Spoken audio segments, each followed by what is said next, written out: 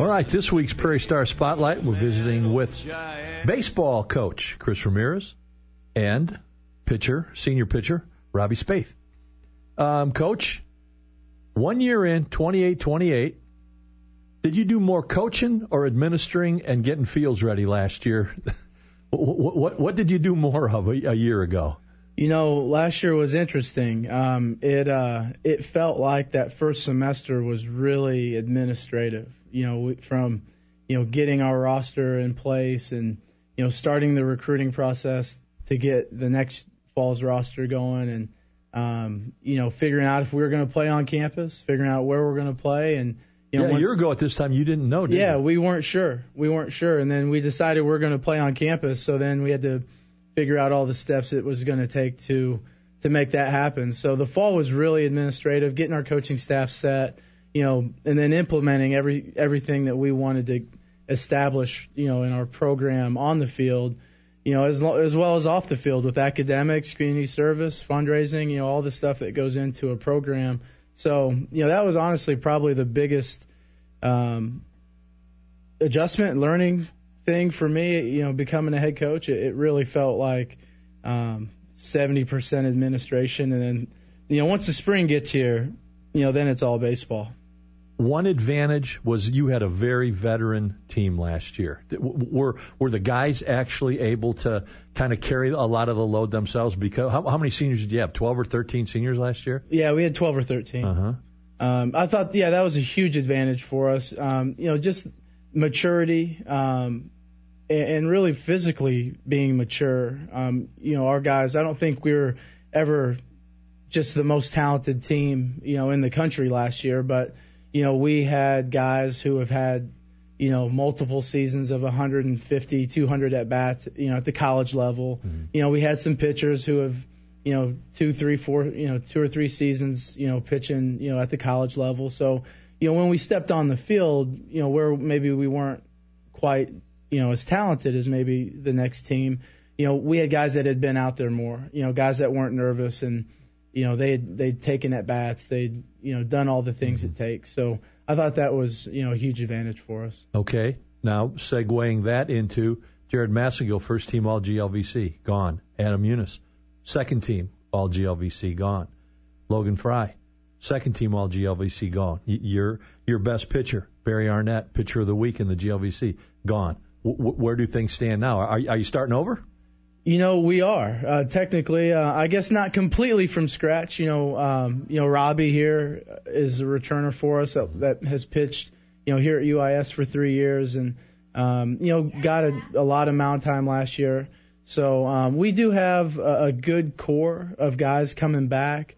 I think we have 2 everyday starting position players back. 2, 3, 4 pitchers that got some time for us last year. But besides that small group, 20 new guys. We brought in closer to 30 new guys. Wow, okay. Yeah, closer to 30 new players. So it was definitely a fall where we had a lot of competition, getting new guys in, getting a feel for our program. Really, all the stuff that we implemented last year, usually you don't have to quite put it all back in. We had to put it all back in, this fall from a coaching standpoint, and just made us have to work a little harder, but we like the group for sure. Robbie, Porter graduate, 21 appearances last year, 1 and 2, 31 in the third innings.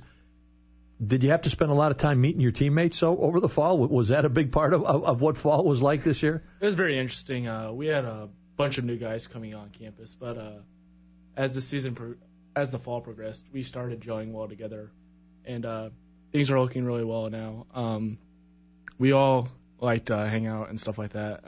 The coaches have actually worked with us. We've done different types of community service and stuff like that to make sure that we're working well together and stuff like that. So it's going well. Background me on you. Are you a 4-year UIS guy? 4-year UIS guy. Okay. How different was year 1 to year 3 last year? You guys tasted success. 20-win season, 28 wins last year.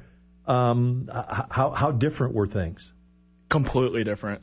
I mean, it was crazy. When Coach Ramirez actually came in, he was talking about a winning program his first day here, and a lot of returners were just like, does he know what he's really talking about right now? I mean, this is UIS baseball, but it was also the third different guy you heard giving you definitely. that speech, wasn't it? I had 4 different coaches in my first 3 years, so head coaches. So, I mean, it was kind of like the same old story, but actually was a little bit different last year, so it went really well for us. What made it different? How were you guys able to put it all together? Just the attitude. I mean, we went out there and always felt like we had a winning attitude. Every single time we stepped on the field, we felt like we had a chance to win. So that was the biggest key. Your role, you were out of the bullpen last year. Correct. Did you like it? Yes, I actually do enjoy it. I love it. So I like to go in like tight situations and stuff like that and try to shut them down. So okay, strictly closer role, or are you a 6th, 7th inning? Closer, setup role, just depends on the situation.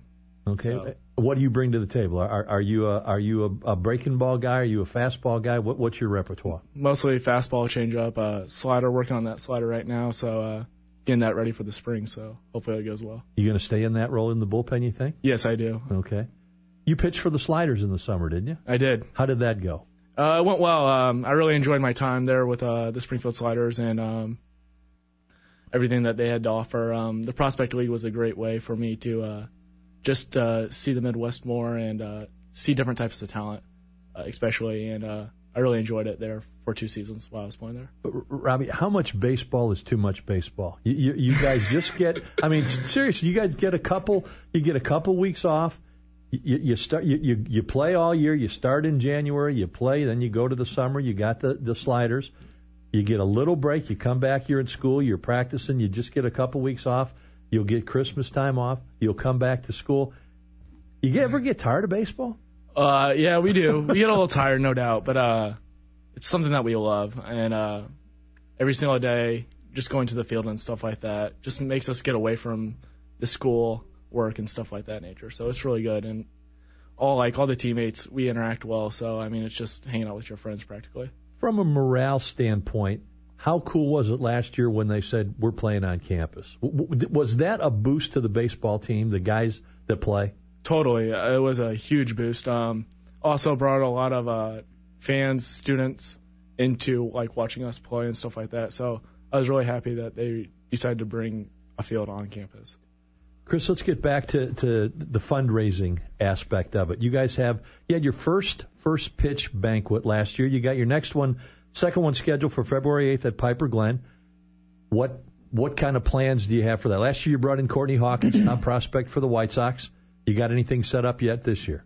We're working on a few things still, trying to get it set in stone. Hopefully by the end of this week or next week, by Christmas, we'll have our speakers set in place.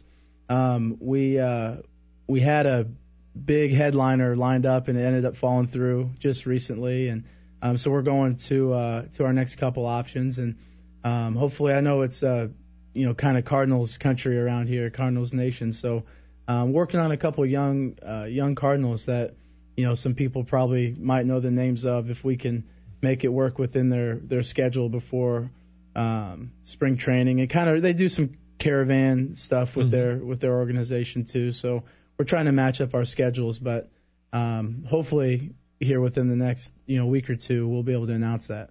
How important is something like that for your program from the off-the-field stuff?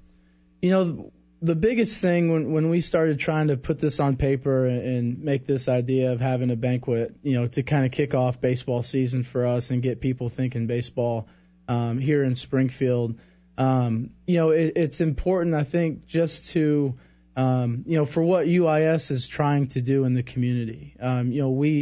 We want to be Springfield's team, Springfield's college, and this is just an event that we want people to start putting on their calendar. And we just want to run the best events in town. We want people to look at UIS and to know not just UIS baseball, but University of Illinois Springfield and the athletic department. So when we decided to go through with this, obviously there's a little fundraising involved with it, but it's more along the lines of providing a good night for the community and people that are baseball fans, not just connections to UIS, but just baseball fans in general to mark down and come out to every year. Robbie, I want to while we're on that subject, the community involvement stuff. How important is that? How much does the administration emphasize that to the players? And do the players sit there and go, I got to go to another grade school now? Or what do you guys think about that stuff? Well, for me personally, I think the community involvement is very important. Just UIS giving back to the community is very, very important and stuff of that nature. But so we did different types of work with churches around the area and stuff like that. And I think a lot of guys actually at first were like a little hesitant, like, oh, this is brutal. But as they progressed, started getting to know the kids, they actually started enjoying the work that they were doing. So, Chris, you talked earlier about getting a field ready. Tell me where the field stands, what kind of shape the field is in, what kind of changes, improvements people will see when they go out there this year. Yeah, we're continuing to move and make progress. Last year we got the dugouts in place, we got the new scoreboard put in, flagpole, all the basics that needed to be done, and so now we're able to make the next step. And now that we've got the basics covered, we're going to start making improvements, that are going to cosmetically help the field, and we've currently, if you drive by our campus, they've tore down our backstop from dugout to dugout. The backstop is down, and there's actually a wall that's up now, and here in the next couple weeks, they're going to start putting the big poles up with the net. So it's going to be like a minor league setup, where it's going to really clean up the field, make it easier for fans to see, keep some of those foul balls from going into the cornfield and the bean field back there. But it's gonna look nice, so that's what's going on right now today. After that's done here in the next couple of weeks, hopefully before the snow gets here, they're finally going to put an access walkway road, that takes you from the road in the parking lot over to behind the home plate. So it makes it a little bit easier, more inviting, I think, for the fans to not have to walk through the grass, to get Especially if there's a little rain and mud that exactly. goes with it. Yeah, exactly. Especially early in the season. Yeah. So that, I think, just those two things this year going to really clean up our facility. How did you find the field play? Did you find it was a pitcher's park, a hitter's park? Was it a wind tunnel? How were the hops and stuff like that? How when you actually get on the field, how was it? I thought it played fair, and I think it kind of plays to the weather. When you got early in the season, when you got that northern wind, kind of blows in from left, so it makes it more, pitcher friendly.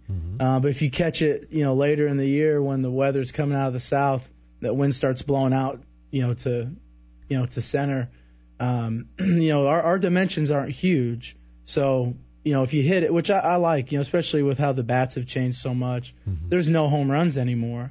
I think at our park, when the wind's blowing out and the hitter hits it on the barrel and pitcher makes a mistake, it goes over the fence, and I think that's how baseball should be. I think that's what the fans want to see. If a guy hits the ball, hard and it's up and, he drives it, it's got a chance to go over the fence.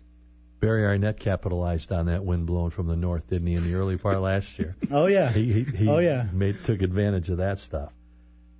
You have February 28th is when you open the season.